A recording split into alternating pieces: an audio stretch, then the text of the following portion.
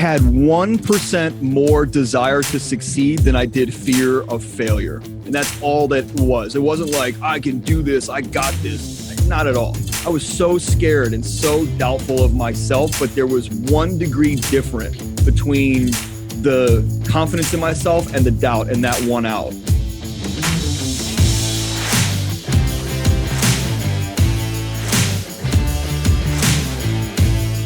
So the question is this: how do most agents who don't have access to the secrets the top agents in our industry hoard themselves grow and prosper in today's real estate market?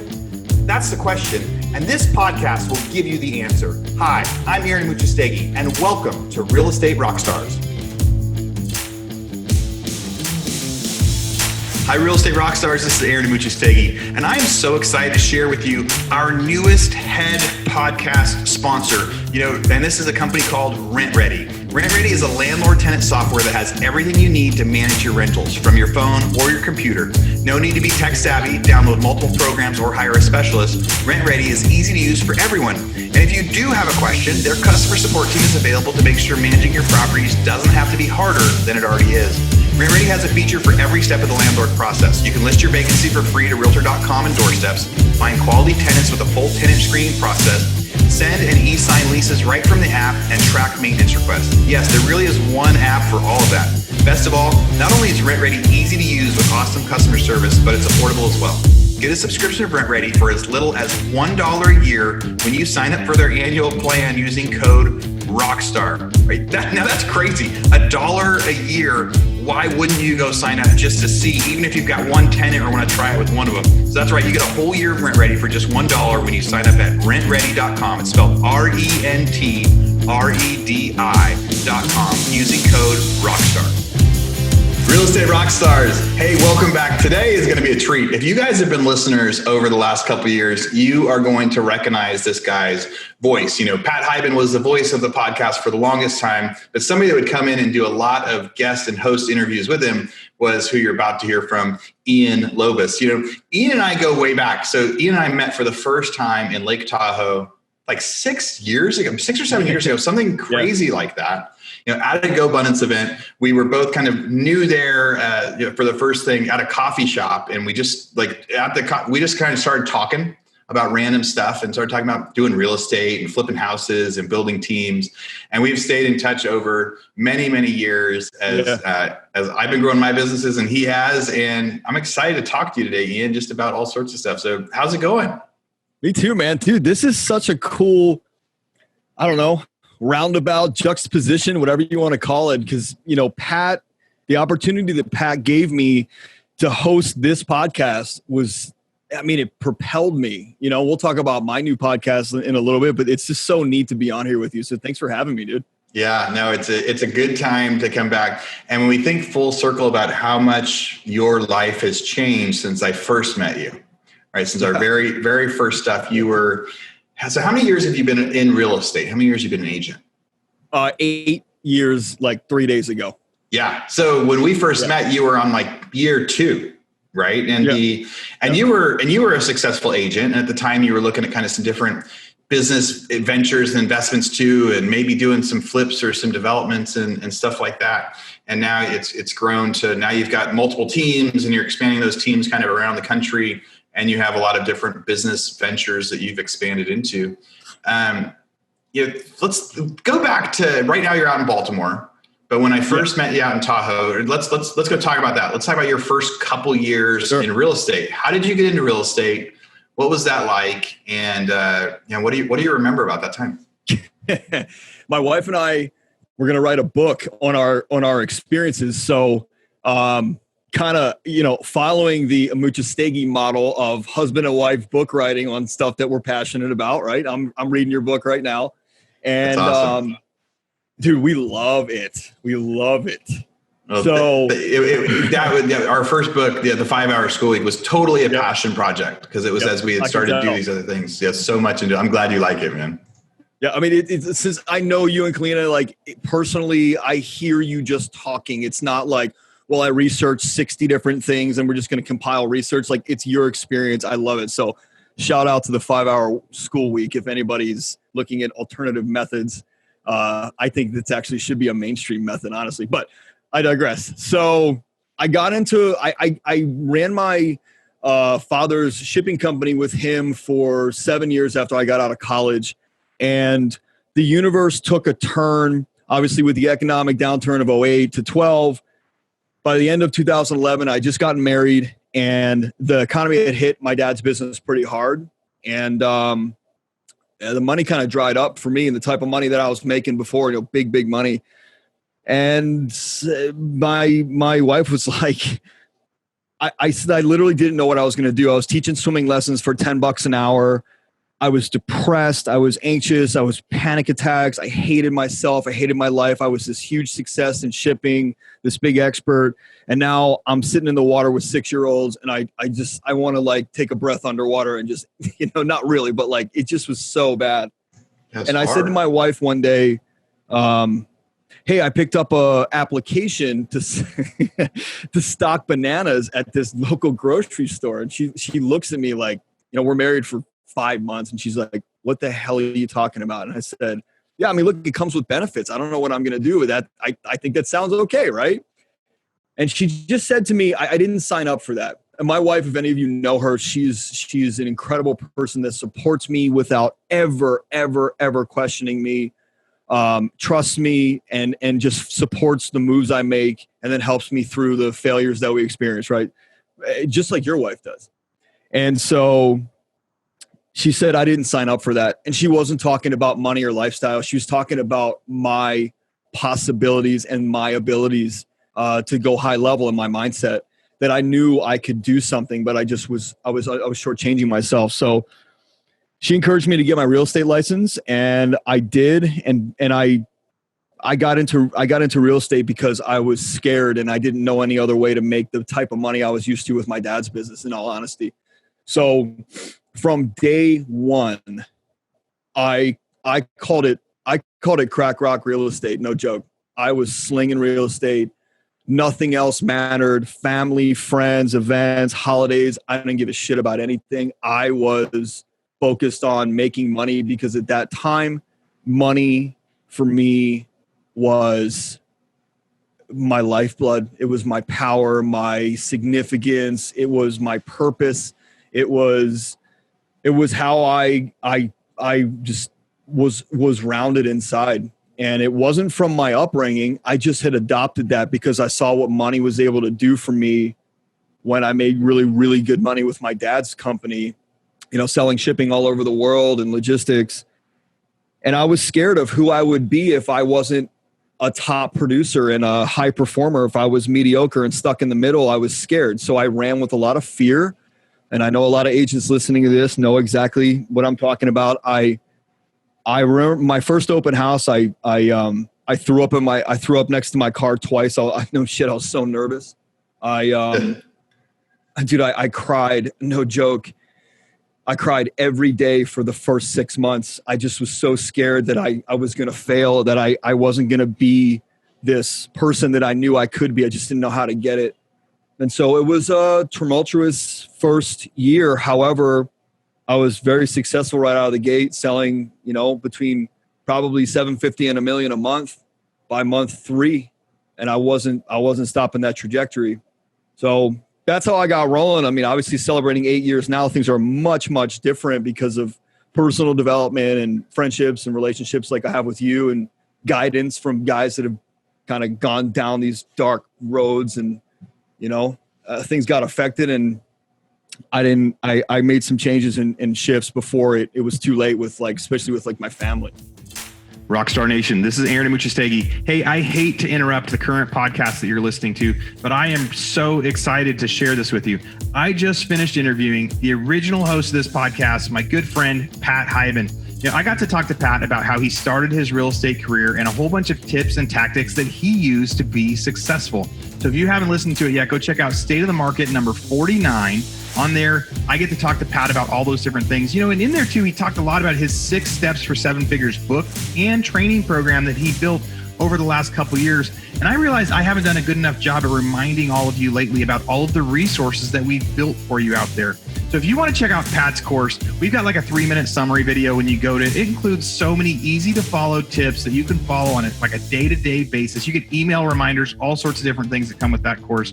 You find that you go to rebusuniversity.com, R-E-B-U-S, rebusuniversity.com. Look at courses. You can find the 6 Steps for 7 Figures book.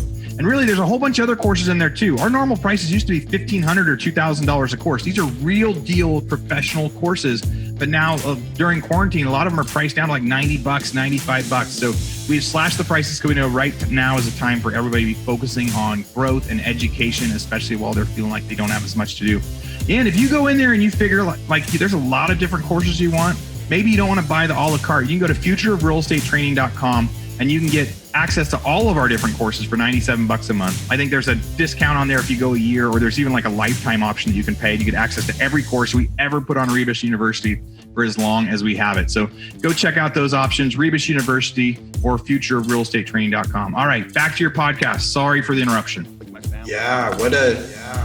So it's like your wife had encouraged you and said like, no, you're better than this. You gotta go find something different. Because you were kind of ready to settle to like be like, hey, let's just survive. And after losing that other job, and she said, no, you're better than this. And that helped re-spark in you like, you're right. Like, I am better at this. I got to do better. I got to make a lot of money. And so did you know someone in real estate that was, how did you know that real estate was going to be that avenue? I just knew the activities in my dad's business that were the highest dollar per hour production. And so I took that same concept to real estate. Like I said, money was safety for me, and I felt very unsafe in the world without any money. I mean, my wife and I, our house was in foreclosure. The repo guys were after my cars. You know, we were taking handouts from people for dinners and things like that. Like we were in really rough shape, and I was really big in debt, and I was terrified, man. I was terrified. And this was 2012. So like the market had just kind of corrected pretty significantly. In a lot of places, it was still maybe the lowest that it's ever been. I mean, I know that the prices went way down like 2009, 2010, but by 2012, that was kind of where a lot of people say, hey, the market started really taking off after that. So it was so it was an unsure time for you to be jumping in. So you jumped into real estate back then. But I didn't think about that. I just knew that real estate, it was either like selling Bentleys or something, or high-end luxury items, or because I knew sales was my game. You needed a sales commission-based thing. Yeah, I needed to be able to, dude, the thing that terrified me the most in this world is for someone to tell me when to come in, where I sit, what my view is going to be, and when I can go to the bathroom, when I can eat lunch. That's probably the scariest thing, because I have this huge high need for variety, and I don't like being corralled. Yeah, don't go back to school.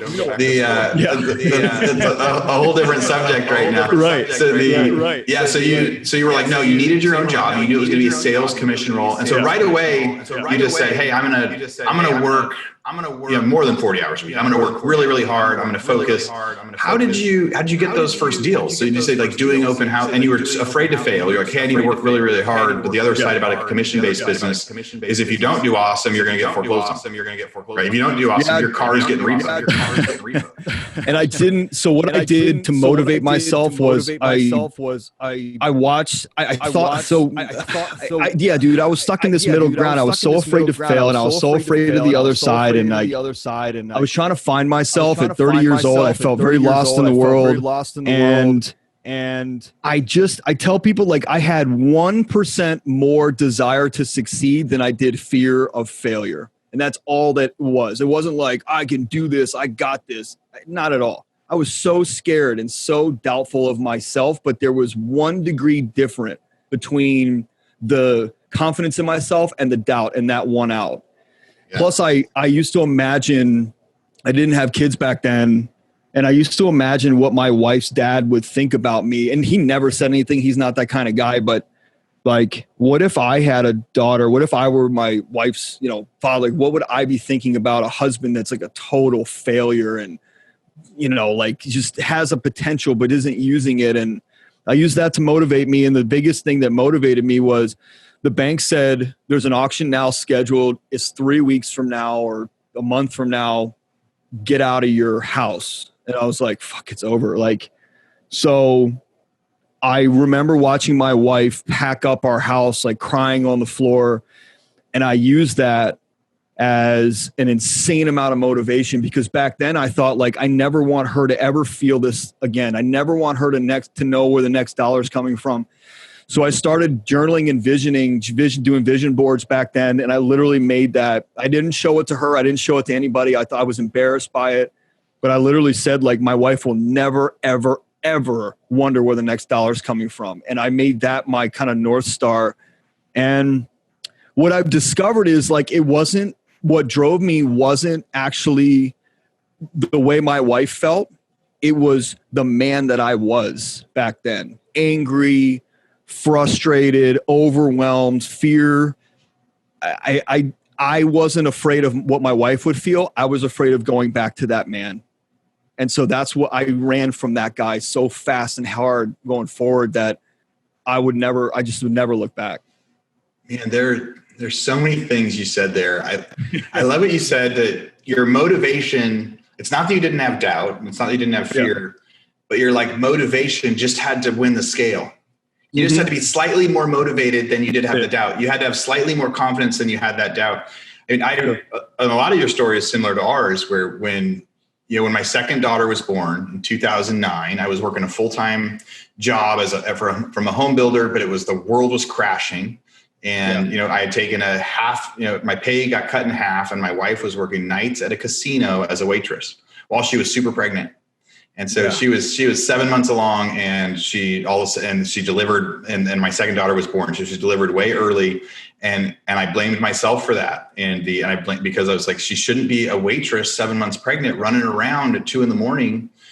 In a casino. But we were broke. And so I was looking at my daughter with all the oxygen tubes and stuff, onto her. And I just said, man, I need to do something different. And that became my drive. And that was a lot of my drive for the longest time, was saying, like, hey, I was not going to put my family through that. That's when I quit my job, started my own business. And that was the drive that led to those 12 and 14-hour days to finally see something else come through. So that's fantastic. So you worked really, really hard. What advice would you give to agents right now to go get those first deals? So like, I hear part of your advice is like, hey, work really, really hard. Have like a North Star that you think about that is like your focus and your drive to go through it. Do you have any methods that you would recommend people use that worked really well for you? Yeah. So you asked me about open houses. So the first weekend I had my license, I did my first open house. I'm in a suit, my wedding suit, because I didn't have any money to buy another suit. So I'm in my wedding suit, tie, buffed up my shoes. Like I said, I threw up outside of my car twice down the street from this house. I was so nervous. And I called my wife, and she's like, look, you're not trying to sell anybody anything. You're just trying to build relationships, and that's what you do really well. So I started to compartmentalize my fear and my confidence. Instead of it being the world's caving in on me, it started to become like, I know how to build relationships. That's what I did with my dad's business. I was very successful. There's no difference, except the product's a little different, and it's a little different way. So that first open house, I know it very well. I remember it. I actually just drove by it the other day, just reminiscing. I just started talking to people, and I was just me. And I got 2 buyers from that who bought. Then I started going through the office, like open houses, 4 or 5 a weekend. Like there was no counterbalance for me. There was no balance. It was, I got to get this ship rolling. Like I've got to get this rock up the hill. There was no balance. And if I could do it over again, I would do it differently. However, 4 or 5 open houses a weekend, get that momentum going, get 15, 20 buyers in the pipeline, start working on some listing stuff. Look, nobody knows what you don't know unless you tell them. So all the agents in my office were actually motivation for me, because they all told me that I'd never make any money the first year. And so I set out to prove them wrong. And you're like, I need to make money next month. Right. You're like, I can't wait a year. Right. And they were like, well, it's a 90-day sales cycle and blah, blah, blah, whatever. So I said, all right, watch me. I'll be on the top leaderboard in the next 2 months. And I set that as goals. And I just kept having these little North Stars and then applying whatever, again, compartmentalizing. It wasn't the world caving in. It was, okay, I'm great at this little thing, and I'm great at this little thing. And I know I wear a suit well, and I know that my car can be cleaner. And I know, like, Little things like that I wasn't worried about. Contracts or business cards or any of that bullshit. I was worried about the actual getting a buyer to sign by our agency, getting a listing contract signed, building those relationships. That's it.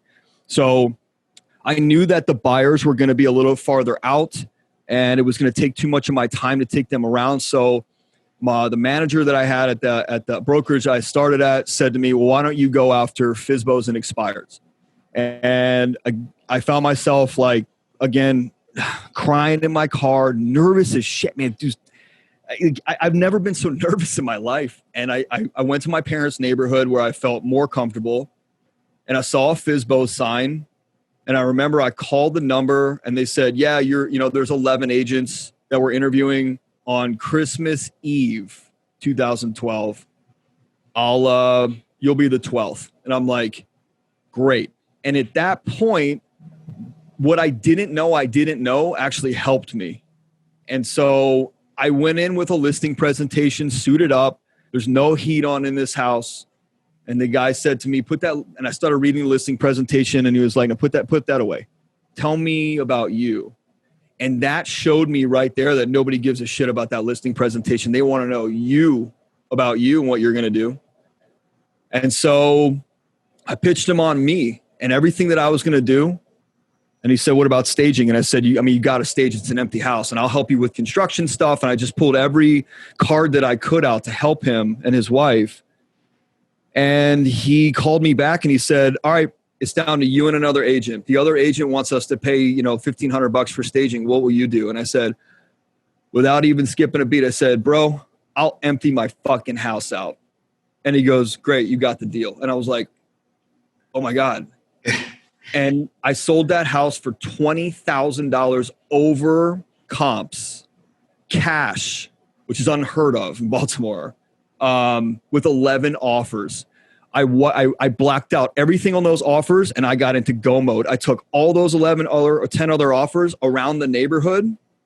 And I said, there are 10 other people that want houses here. Who wants to sell? And dude, before we knew it, we had 8 listings up in that neighborhood and I controlled that neighborhood for the next 6 years.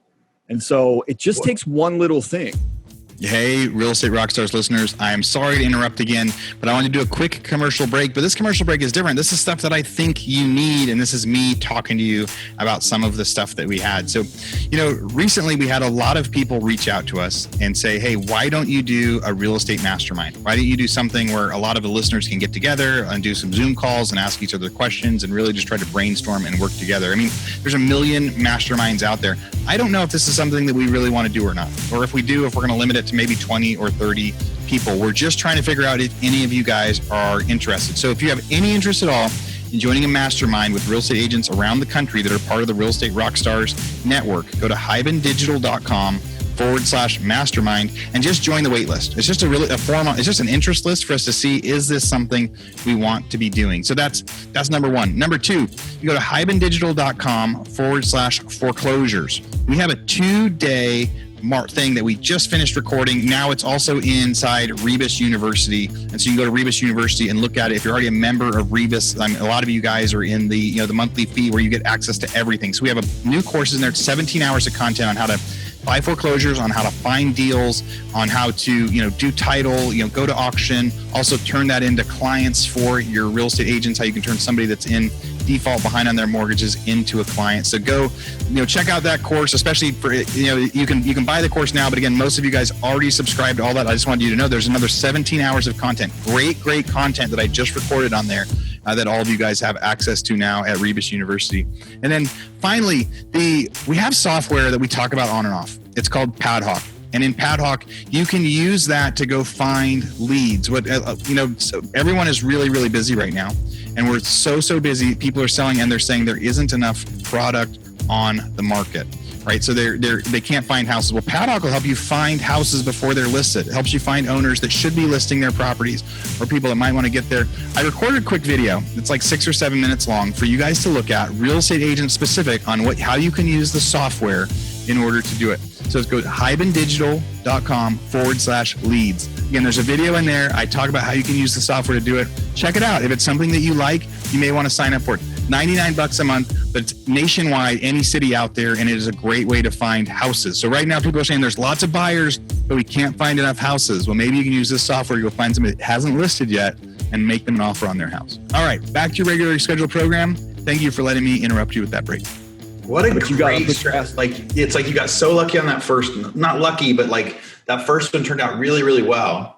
And then being able to take those extra offers and then go find other people in the neighborhood and using that as their sales point. Like, hey, by the way, I listed the house down there. I've got extra offers on it. I bet one of these guys would want to buy your house. Do you want me to sell it?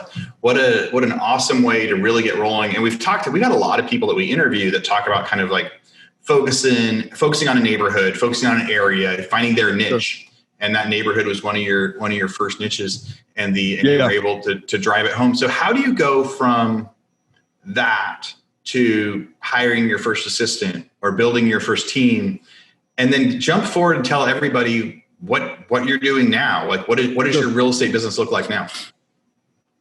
So it progressed, and honestly, like I'm not going to tell you the brokerage. You can look it up, but they wouldn't let me have an assistant for my first year. So there I am managing 12 to 15 active deals by myself. And with my dad's business, I was, the sales guy, and I passed everything back, as you should. And once I learned about the inner workings of the operations of the transaction, I knew that I needed another option, and I wasn't getting it there. Plus my split sucked, and my wife, we did, I think we had our first like big month in like March of 2013, like 6 months in, really big month. And my wife looked at the checks and she's like, this is BS. Like you're paying them more than 50% of your commission. You're doing all the work. You got leverage now. You're the top guy in the office. I was the top guy in the Mid-Atlantic region, and all I was ready for is hustling. I wasn't paying attention to that. But my wife said, you go back in there and you demand a higher split or you're leaving. And I'm like, okay. So I went in, they said no. And as scared as I was to move on, which by the way, I mean, that brokerage is great now to me. I like that. Like they said no. I went in and said, I'm leaving. And they said no. Yeah. And they were like, I was like, I need a higher split. And they said, no, you're a firecracker. You'll fizzle out. And there was this, you and I are very similar. In school, that defiant mentality meant that you were a bad kid. And that's why I hate organized schools so much, because if I didn't have such a strong parent base at home that encouraged me, they could have shut me down. And I could have been hitting 10% of my potential because of that programming that I got from school. So I'm not going down that road, but I had this defiant attitude in me that said, F you, watch me. And I was scared, man. I remember I sat at this restaurant and the VP of this company was there. He surprised me and the manager and basically my exit interview. And he said, he's no longer there, so I can tell you this. He said, if you leave, your clients won't trust you anymore. You need our logo. You need our brand. That's why you're selling so much real estate. If you leave, you'll never sell another piece of real estate again.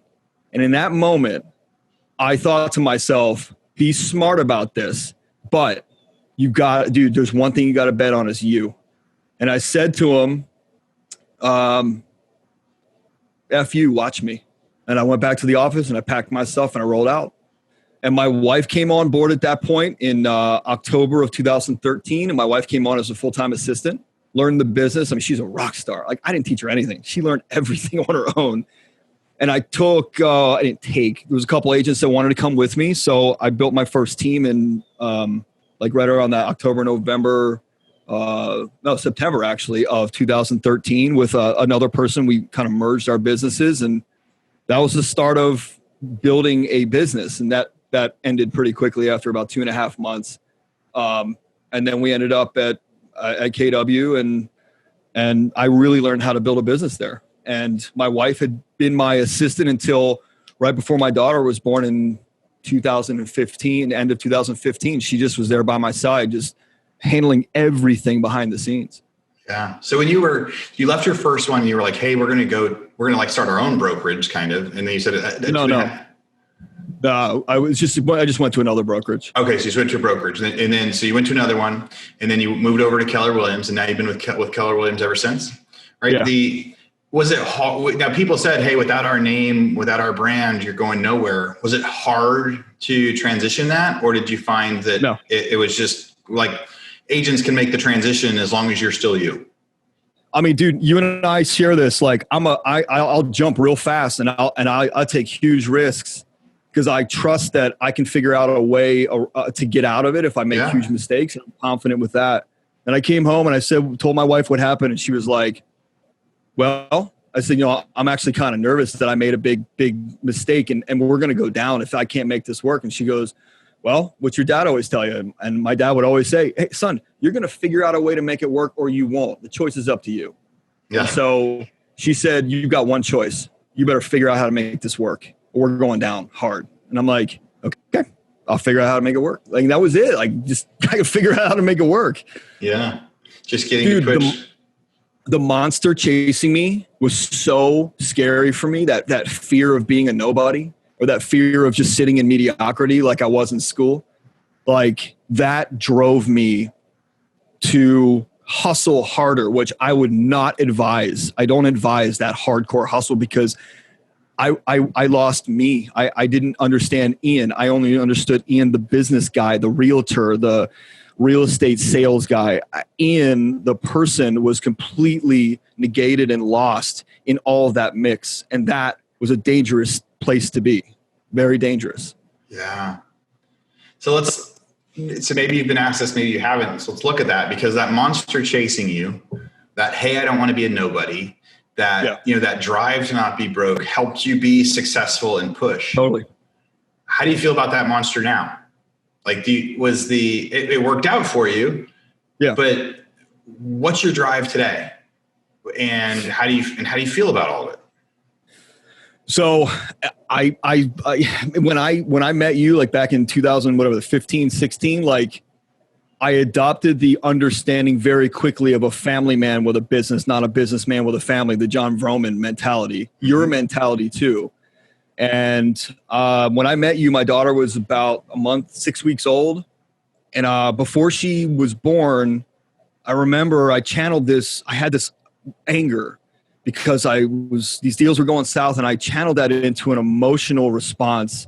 And I wrote out this big why. And that was like almost 5 years ago. And that's my mission today. And so I basically shifted and understood regret. My dad said to me, you got to do something here because you're not paying attention to your family and, your wife's not happy and you're providing, but you're missing the other side of the coin. And so the thought of like the real like reality of my wife leaving with my daughter, which was a very big reality at the end of 2016. Yeah. And the fact of me having regrets in my life that I could change now, that was my driving force at that point. So I learned through the GoBundance and the M1 worlds and the big personal development worlds that I had to really figure out who I was. And if I started taking some steps back in real estate and it wasn't the top producer, like it only was me making that up inside my head. Like what's really behind that? So once I discovered what was really behind that fear, it freed me. So the monster doesn't chase me. It actually doesn't exist anymore because that monster was me. It was my own thoughts. It was my own patterning and BS and trauma from the past. And it doesn't even exist anymore today. So I use this in my coaching practice. If you don't have a mission, if you don't understand the purpose, the mission is what the world looks like when you're done, and your purpose is who you are on that mission. If you don't know that, then you are just selling houses. And when you die, which happens to all of us, somebody said this to me very early on in my career. They said, look, if you died tomorrow, your broker, like people are going to be sad. But if you're in the middle of a $500,000 transaction, your broker is going to take that transaction, give it to another person that can take over your .loop account, take over the keys, the transaction, and close it. And your ass is not worth anything. And I took that very seriously. And I thought, you know what, you're right. Like I'm a commodity at this point. And I don't want to be a commodity. I want to actually give people real value. Not that I don't in the real estate business. I do. I wanted to shift into something that was really valuable where you can't duplicate Ian, because this is how Ian does it. Like, you can't duplicate me. So that's when I started picking up video marketing, and I started picking up, I started really building my team and understanding, like, this is how we do things. And I took some KW models and I took some models from my other friends, and I started just really focusing on what this is what I want. I don't want internet leads. I don't want any of that stuff. I run a very tight referral-based business through my database, all video marketing, nothing else. And I think that made us really valuable to people. And then I just started increasing the value from there. And that's how our coaching business started. Yeah. It's some great points you made there too. Like at the beginning, there's things we needed to be successful. You need to go from 0 sales to 1 into 2 into 3.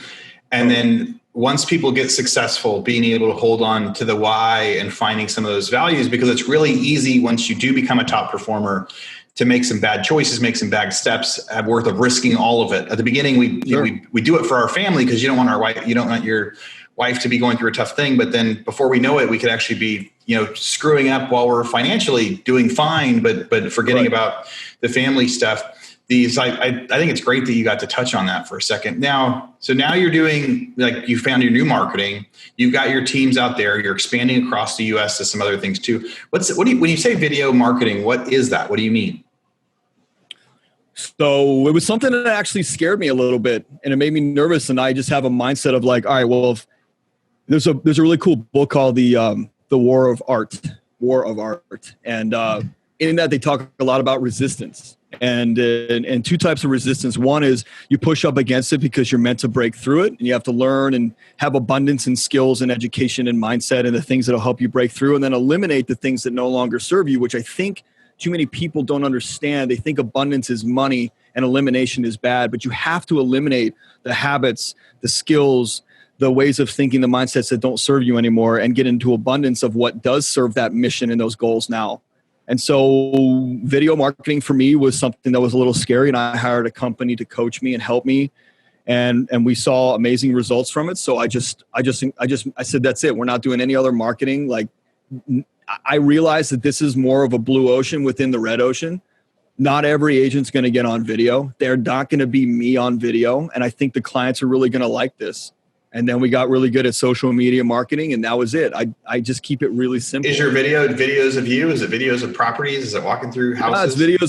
It's videos of me just sitting there talking about real estate tips and tricks, and then videos of me walking through properties and pointing stuff out. And there's hundreds and hundreds of videos out there that helped algorithms, that helped SEO. Like, Google loves YouTube and video. So here we go. Like, I'm just going to do video. So you went all in on video, and you would push them out through all the different social media channels, and then people would recognize you and you'd be able to get more that way. So real estate, you've had an awesome journey so far. Yeah. And now so what's next in real estate? And then I want to talk to you about your podcast.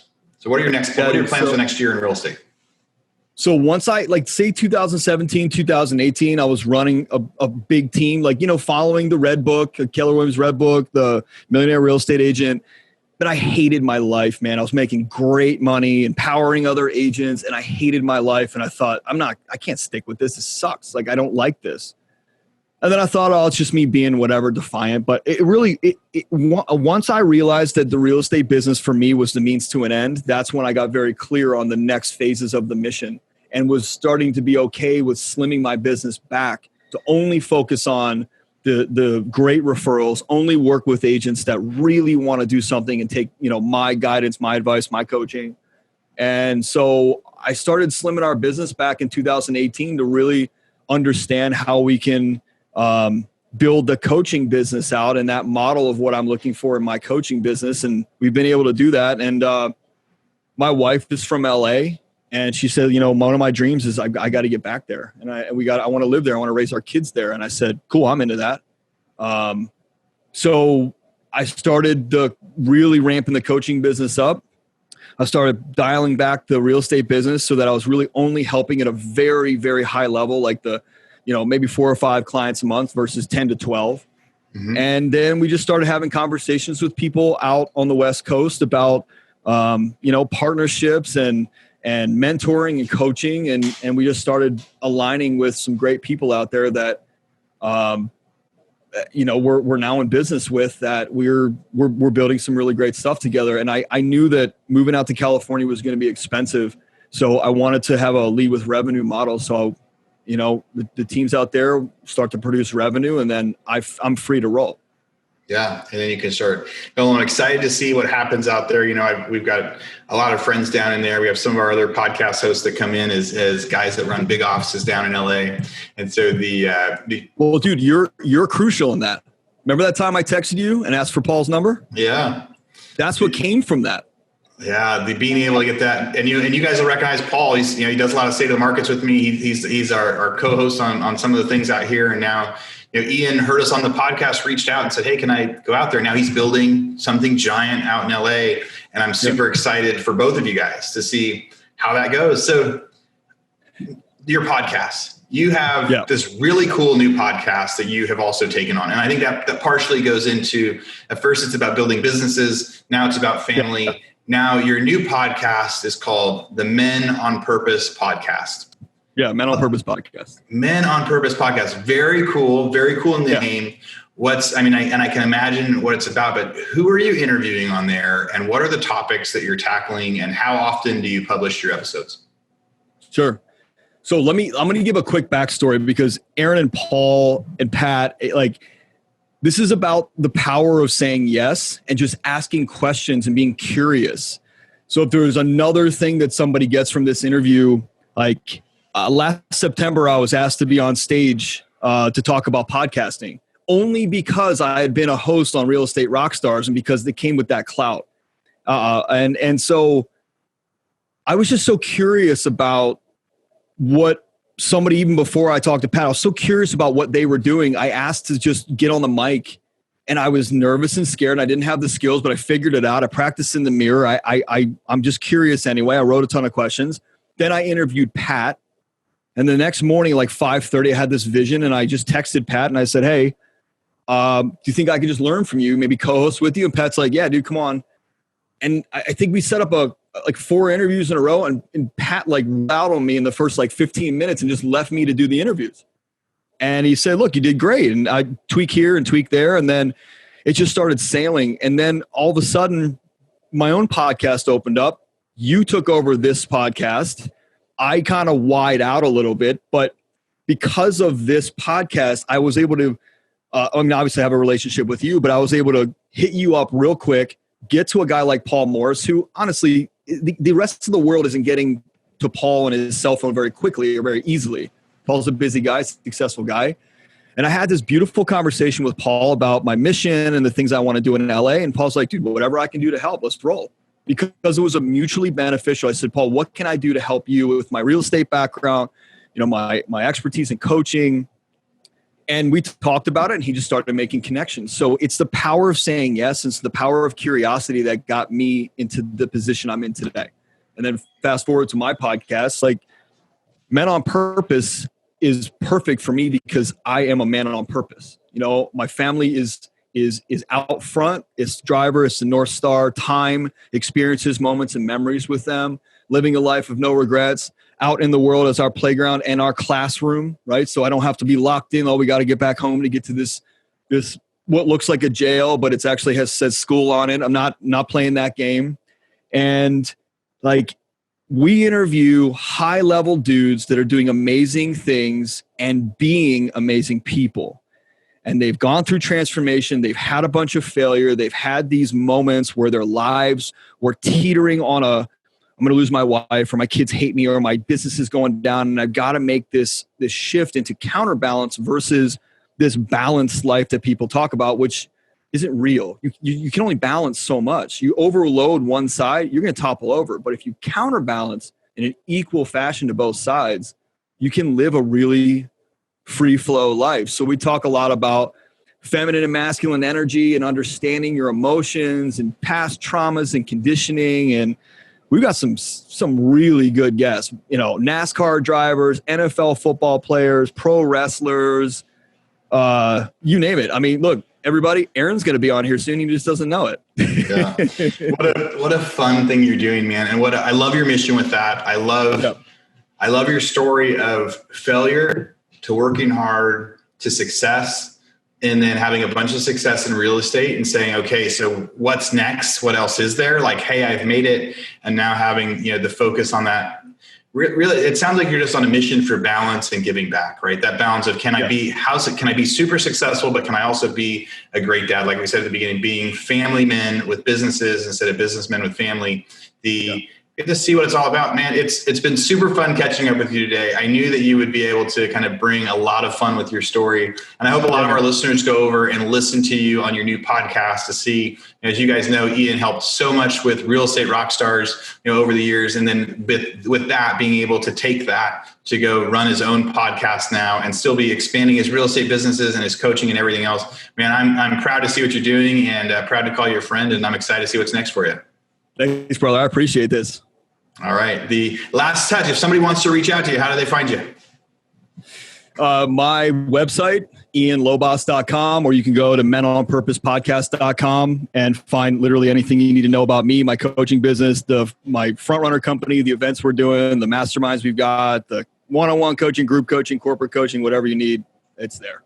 Awesome. All right, guys, go talk to Ian. Thanks for having you on. And Real Estate Rockstars, we will be back later. Thanks for listening. Rockstar Nation, thank you for listening to Real Estate Rockstars. Listen, I need a favor. If you find this free content helpful, if you find our downloadable items from each guest helpful, please, I need you to pull out your pointing finger. Yes, the one finger that points at people, and hit subscribe. Yes, subscribe. The more subscribers we get, the better we look in the ratings, and the easier it is to get guests like Robert Kiyosaki, Barbara Corcoran, all the players that are on $1 Million listing in the different cities. All that stuff makes it easier the more subscribers we get. So please subscribe. And listen, there's a lot of places you can leave comments. There's a lot of places you can like. We're on Facebook. We have an Instagram page. Instagram page is I Am Pat Hyben. The Facebook is Real Estate Rockstars Radio. Feel free to leave us comments there. The most popular form of commenting seems to happen on YouTube. Yes, for whatever reason, it's a very open environment. So just go to YouTube and go to Real Estate Rockstars Radio. Leave us comments there. Some of them we will read on the show. We love your feedback. So thanks, guys, and I hope you are having a great day. Oh, and also, listen, if you're going to subscribe and you haven't already left a review on iTunes, please do that too.